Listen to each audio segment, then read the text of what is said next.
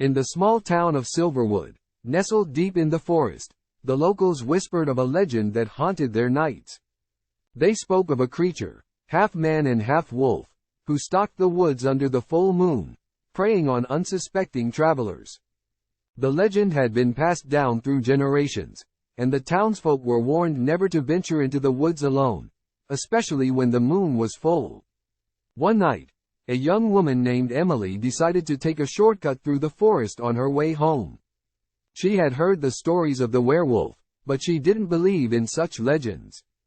As she walked through the dark forest, she heard the sound of twigs snapping underfoot. She turned around but saw nothing. She continued to walk, and the snapping grew louder.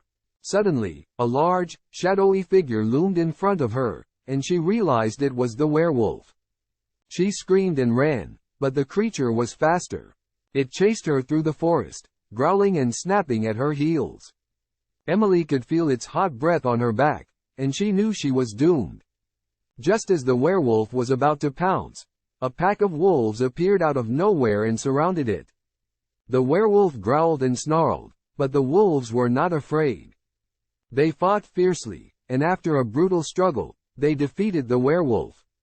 Emily watched in awe as the wolves dragged the werewolf's body away, disappearing into the darkness of the forest. She knew she had been saved by the very creatures she had been taught to fear. From that night on, Emily became a protector of the wolves, spreading the legend of the werewolf who was defeated by their kind.